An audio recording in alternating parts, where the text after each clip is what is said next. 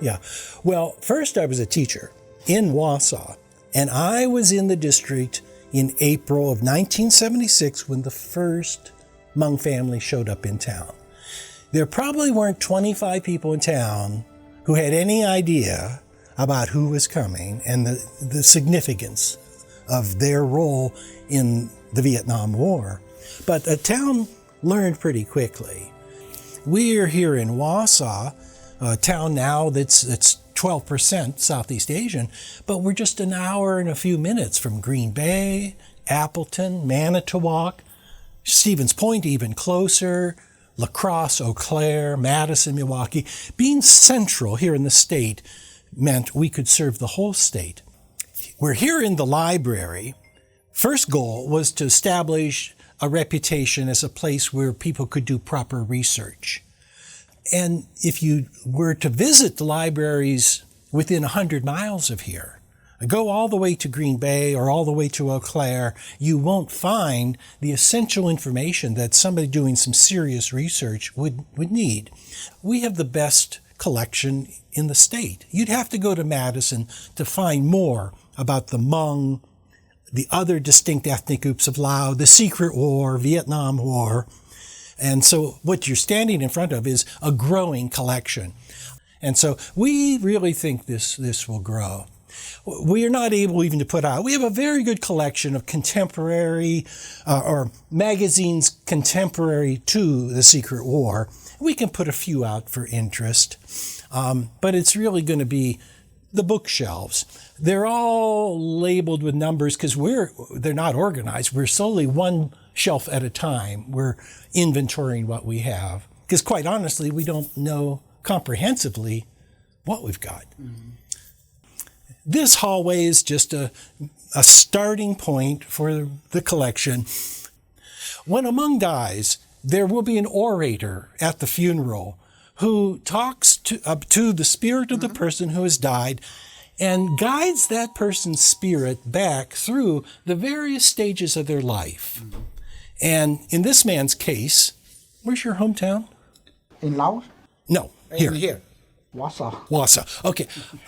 The orator would start with life in Wausau and would review a bit about your accomplishments and the challenges and your family, but eventually would go to, I'm going to make this up, he's going to go to your life in Selma, Alabama, the first place you came in America, and he would guide your spirit back there. And ultimately, before Selma, you were in Ban Vinai at a refugee camp in Thailand. He would guide your spirit back to Ban Vinai. And before that, your family was in Vientiane across the river. And before that, they were up in the mountains of Sinquan. And before that, they were in Yunnan province of China. And before that, all the way back to your hometown, to your grandparents. Your ancestors' home. And then in our culture is that we believe that the body is gone, but the spirit have to go all the way back. Other than that, the spirit confused, and they don't know where to go. They come back to look in the whoever still alive, and then try to get help from them. The history of the Hmong go back before boundaries by nation.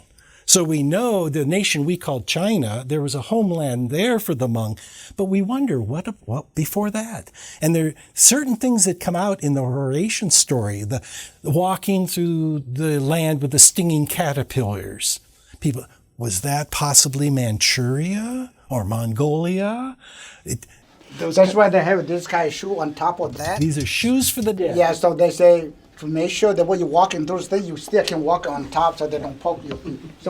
And then even better than these cotton ones are the hemp ones. When you look at this, you have to think back. The Hmong people never had land. They were always nomads. And so when a couple gets married, usually the parents would give this to the couple as either a wedding gift or maybe a baby shower gift. But usually they would give this to a new couple. And basically what this is, it's a blessing. It's a blessing to remind the couple that land is important. We never had land.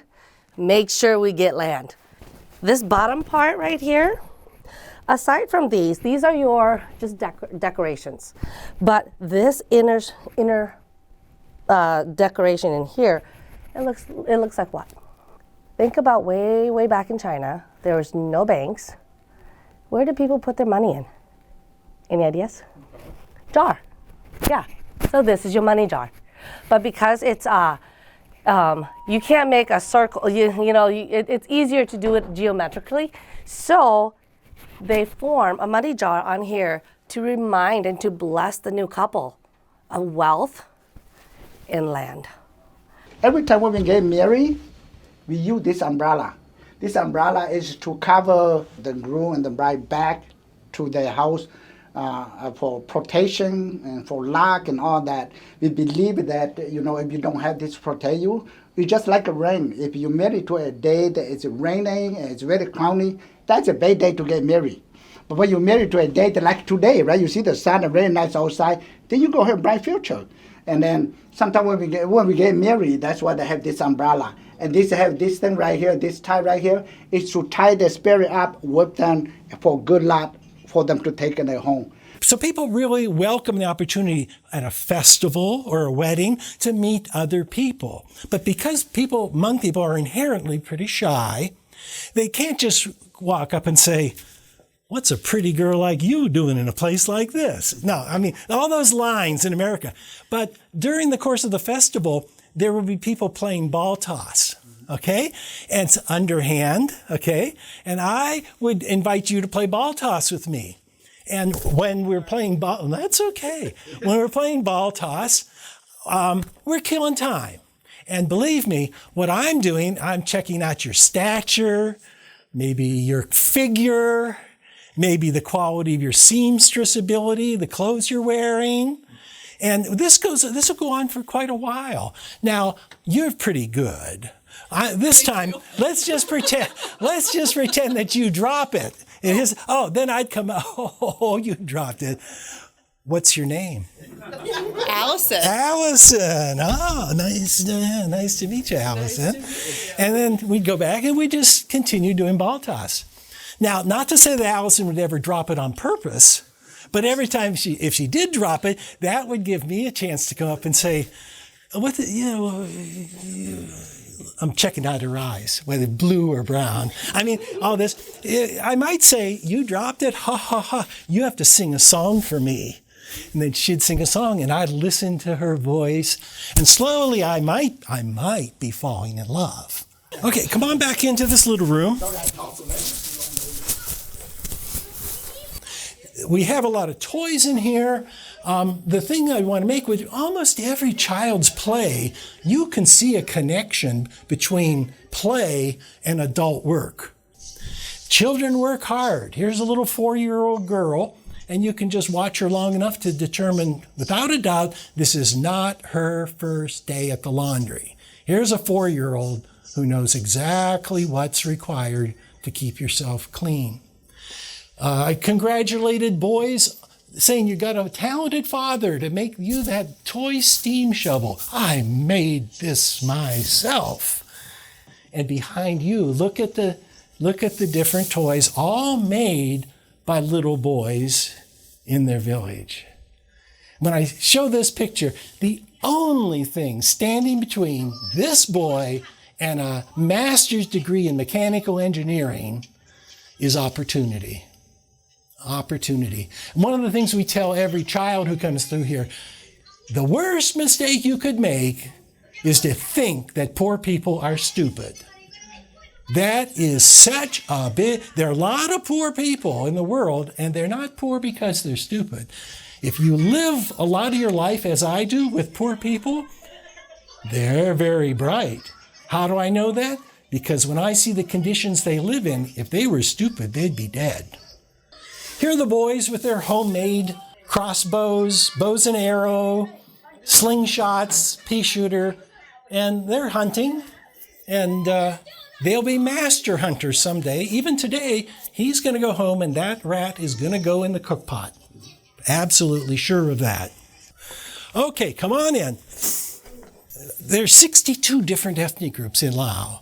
And of course, everybody says this is the Hmong Museum, but in reality, we try very hard to be multi-ethnic.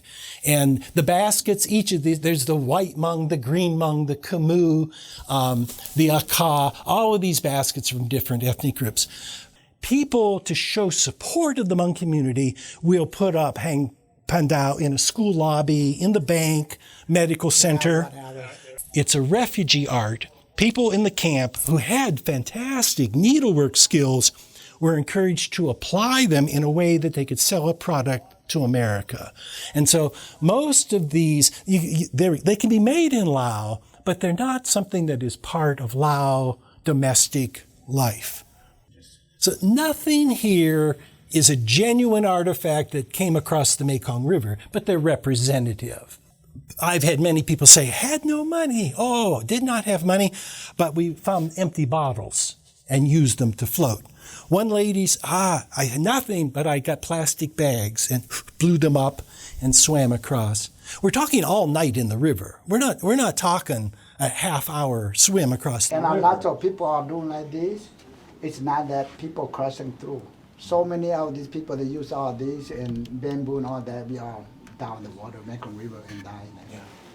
Wausau family told the story of putting 5 children between these poles so they could flutter kick across. Before the children stepped off, though, they got the stern warning, not a sound, no laughter, you can't cry, you can't shout.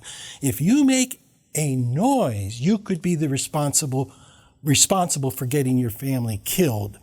And 5 children were put between these poles, and they flutter-kicked across the river. When they walked out on the dry land in Thailand, to their horror, there were only 4 children. The 5th child, a young boy, had slipped away and went to his death silently, never called for help. 8 or 9 years old, knew if I call for help to save myself, I may get them killed. Went silently to his death. Come on back in here. This was another case of my asking the elders, what do I need next? And they said, oh, you got to get the grinder. 260 pounds. It's very rare find. This is very, very rare. I've never encountered anybody in any of the museums I'm in contact with who has one. The closest was a museum in Sacramento who said, oh, we have one. Well, not an authentic one. We made ours out of cement. The pans. This is a small thing, but I'm so proud of these pans. All over Laos, every home in every rural village has these pans on the wall outside drying. After being cooked over the fire, the pans are taken to the river and scoured with sand and returned clean to dry. The other thing in this room that I love, this is a wood carrier. I tell you, every Hmong grandma who comes through will come over and take this off the wall and put it on and walk around for 15, 20 minutes. And it's just muscle memory. And when she's done, she'll take it off and put it on her friend and they'll walk around.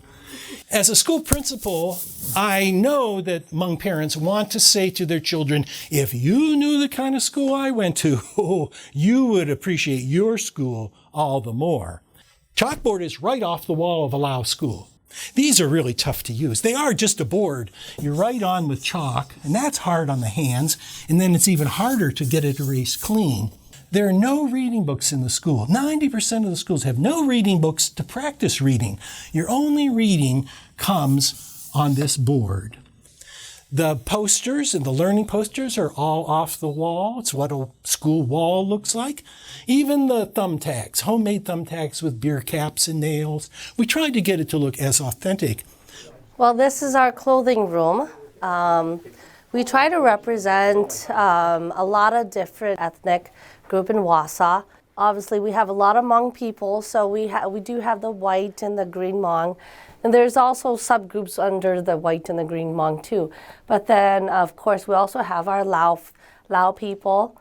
And over here we have our Mian and our Tai Dang and Tai Dam. Behind you there, we have a display of the men and the women, how they would dress. Those 2 shirts, there's some significance because remember Jim said that when you go courting, the guys will probably look at how the girls were dressed.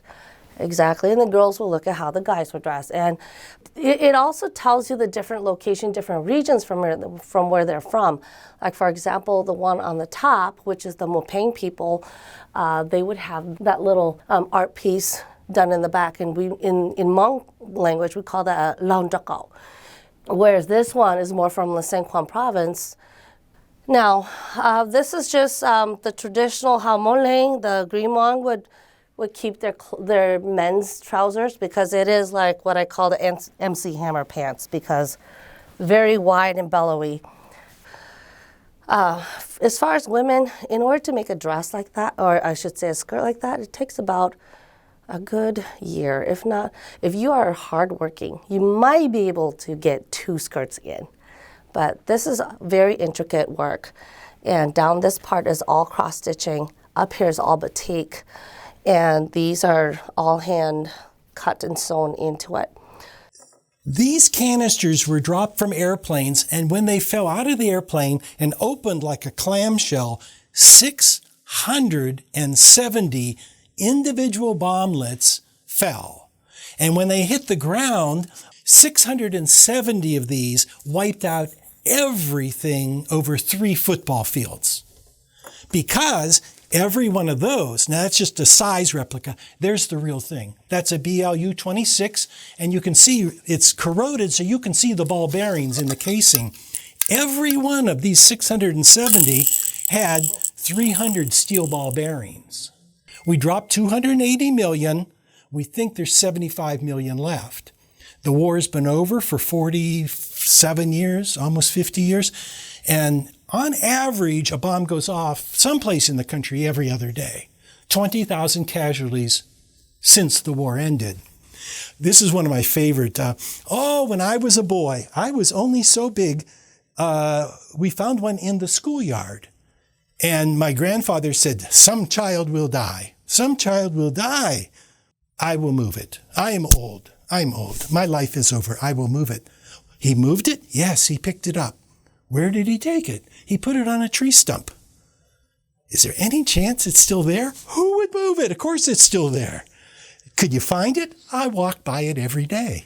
And we go, and that's what we find. Waiting 35 years since Grandpa moved it for somebody to come. They haven't had a day of help.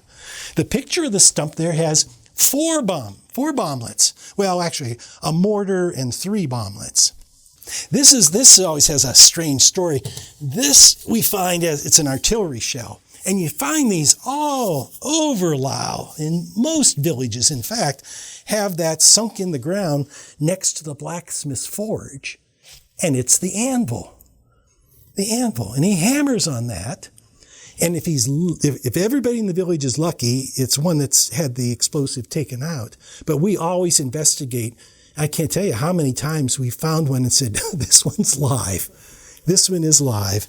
And we have to take it and destroy it. Behind you are the wooden legs. My driver knows we never pass up a man on crutches. I don't care how hungry. I don't care where we think we need to be. If we pass a man on crutches and he doesn't have a leg, this is it. He will maybe never have the opportunity again. If I pass him by, I'll never see him again. He'll live the rest of his life with a wooden leg. So we always screech to a halt. And it's always the same conversation. What's with the leg? Oh, I step on the bumby. I lose my leg. Well, you can't be a rice farmer with one leg. With a wooden leg, you can't be in the water. What are you doing for food? Oh, I can't. My wife does all the work. Well, you got to get a plastic leg. You need a plastic leg. And I convince people, trust me, go off to the big city. 2 months, maybe, you have to leave your village and your home to have the leg fabricated and to know how to use it.